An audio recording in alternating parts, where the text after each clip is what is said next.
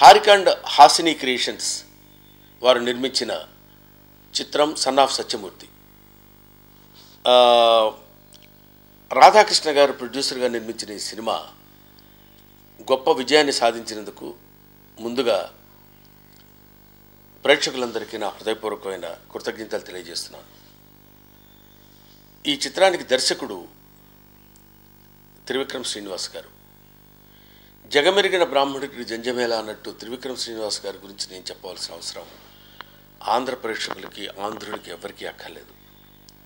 ముఖ్యంగా సరస్వతీ పుత్రుడైన త్రివిక్రమ్ శ్రీనివాస్ గారు, ఆయన నోటి వెంట వచ్చే ప్రతి మాట, ఆయన కలం వెంట జాలువారే ప్రతి పదం అది అందంగా ఉండటమే కాకుండా అర్థవంతంగా ఉంటుంది.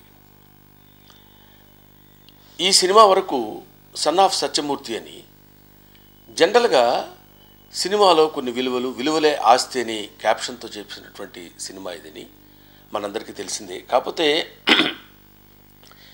ఇక్కడ తెలుసుకోవాల్సిన విషయం ఏంటంటే, కథాపరంగా చూసినట్టయితే మనం జనరల్గా తల్లికి ఎక్కువ ఇంపార్టెన్స్ ఇస్తాం. మాతృమూర్తి, జన్మనిచ్చిన తల్లి, జననీ జన్మభూమి, ఇట్లాంటివన్నీ అంటుంటాం. కొంచెం లోతుగా పరిశీలిస్తే ఈ పితృస్వామిక వ్యవస్థలో తల్లి జన్మనిచ్చినంత వరకే, ఆ తర్వాత తండ్రి పడే కష్టాలు, తండ్రి పడే బాధ్యత, తండ్రి పడే మానసిక సంఘర్షణ, కొడుకుని సరైన పద్ధతిలో నిలబెట్టాలని, కొడుకుని జాగ్రత్తగా చదివించాలని, కొడుకు మంచి జీవితం ఉండాలని, మంచి భవిష్యత్తు ఉండాలని ఆ తండ్రి పడే తపన అంతా ఇంత ఉండదు. అందులో షేర్ మాత్రమే చేసుకుంటుంది తల్లి అని భావన. అలా అని తల్లికి అసలు రూపమే లేకపోతే, బిడ్డకి జన్మనే ఇవ్వకపోతే మనం చేయగలిగింది ఏం లేదంటానికి తల్లికి ఆ ప్రాముఖ్యత ఇస్తూనే తండ్రి తీసుకునేటువంటి బాధ్యతల్ని ఒక అందమైన రూపంలో, అందమైన పద్ధతిలో చెప్పడానికి త్రివిక్రమ్ శ్రీనివాస్ గారు ఈ సినిమాలో ప్రయత్నించారు. ఆ ప్రయత్నం 100% సఫలీకృతమైందని అనుకోవాలి మనకి. ఎందుకంటే నచ్చి తెచ్చుకునే బాధ్యత భార్య, మొయ్యాలనిపించే బరువు పిల్లలు, ఎప్పుడూ మర్చిపోలేని జ్ఞాపకం నాన్న అంటాడు. ఇలాంటి మాటలు సినిమా నిండా ఒక చోట ఉంది, ఒక చోట లేదని కాకుండా తండ్రి కొడుకుల అనుబంధం కానీ, స్నేహితుల మధ్య జరిగే అనుబంధం కానీ, బావమరుదుల మధ్య జరిగే అనుబంధం కానీ, మామాలుల మధ్య జరిగే అనుబంధం కానీ, మానవీయ సంబంధాలన్నింటినీ అత్యంత శక్తివంతంగా, రమణీయంగా ఈ సినిమాలో తీర్చి చెప్పాడు. ఇది కథకి సంబంధించినంత వరకు హాయిగా, ఆనందంగా నడుపుతూ కేవలం కామెడీనో, లేకపోతే ఫైట్స్, లేకపోతే డ్యాన్సెస్ ఏవో వాటికే ప్రాధాన్యతని కాకుండా, వీటన్నిటితో పాటు కథ ఉండటం కాకుండా, కథతో పాటు ఇవన్నీ ఉండే విధంగా ప్రయత్నం చేసి తను చేసినటువంటి ఈ సినిమా ఒక అద్భుతమైనటువంటి విజయాన్ని సాధించిందంటే, తెలియని లోపల ఎక్కడో కరెంట్ మనల్ని ఆకర్షించగలిగేటువంటి పాయింట్ ఏదో ఒకటి ఉంది. అది మిమ్మల్ని ఆకర్షించింది. అందుకే మీరు చూస్తున్నారు. మీరు ఒక్కరు చూడటమనే కాకుండా కుటుంబం యావత్తు కలిసి ఎవరికొన్నా 1 టికెట్ 2 టికెట్లు ఇవ్వడం అనేది కాకుండా ఓ 10 ఇవ్వండి, 15 ఇవ్వండి అని అడుగుతున్నారంటే అది కుటుంబం అంతా చూడాలనుకునేటువంటి సినిమా. ఇతర సినిమాల్లో మాటల్లో కానీ, చేతల్లో కానీ, దృశ్యాల్లో కానీ ఎక్కడ ఎటువంటి అశ్లీలం దొర్లినట్టు కనిపించదు కూడా. అటువంటి మహా అద్భుతమైనటువంటి సినిమా, చాలా మంచి సినిమా, హాయిగా అనుబంధాల మధ్య తిరిగే సినిమా. ఒక పెద్ద ప్యాలెస్ కాదు ఇది, అందమైన ఇల్లు ఈ సినిమా. ఈ సినిమాను మనం చూడాలి, ఒక పాయింట్. రెండోది, ఈ సినిమాలో బన్నీ మీ అందరికీ తెలుసు, ఒక అద్భుతమైన డ్యాన్సర్, బ్రహ్మాండమైన ఫైటర్, బ్రహ్మాండమైన పెర్ఫార్మర్, చాలా కష్టపడి పనిచేసే హీరో అని మనందరికీ తెలిసిన విషయం. ముఖ్యంగా వీటన్నిటినీ కొద్ది సమపాళ్లలో రంగరించుకుంటూ వచ్చేవాడు. ఈ సినిమాలో యాక్టింగ్కి, పెర్ఫార్మెన్స్కి, సెంటిమెంట్ సీన్స్కి తను చూపించినటువంటి శ్రద్ధ, తను ఇచ్చినటువంటి పెర్ఫార్మెన్స్ హైలైట్. ఇంత గొప్పగా యాక్ట్ చేస్తాడా అర్జున్, ఇంత గొప్పగా యాక్ట్ చేస్తాడా బన్నీ.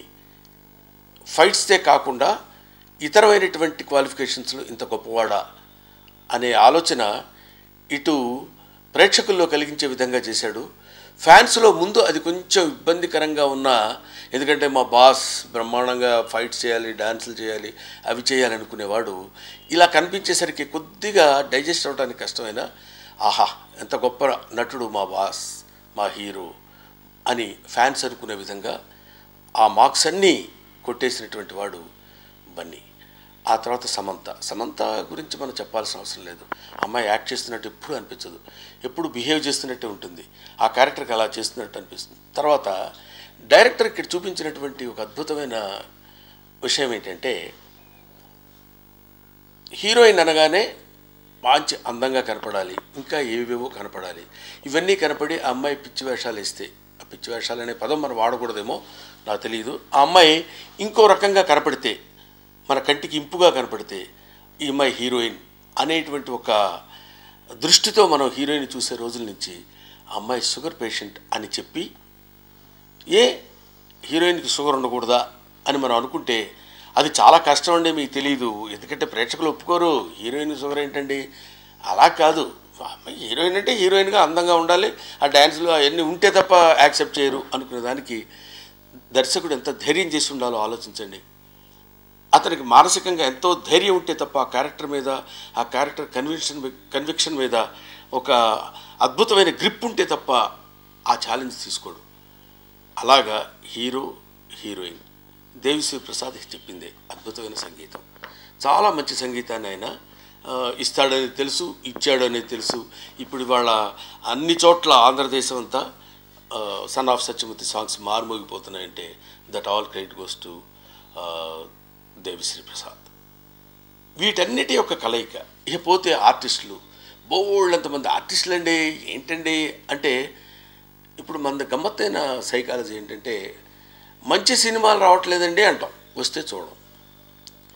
రొటీన్ సినిమాలు వచ్చినాయి అనుకోండి, బాగున్నాయండి అంటాం, కానీ ఎప్పుడు రొటీనేనండి, సినిమాలు మనకు తెలుగు మార్చరా అనే అభిప్రాయం.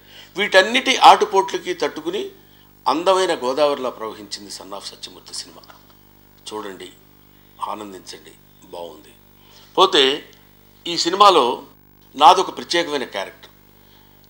బహుశా త్రివిక్రమ్ గారి సినిమాలన్నింటిలో నాదొక చిన్న డిఫరెంట్గా విలక్షణంగా ఉండే క్యారెక్టర్సే ఉంటాయి.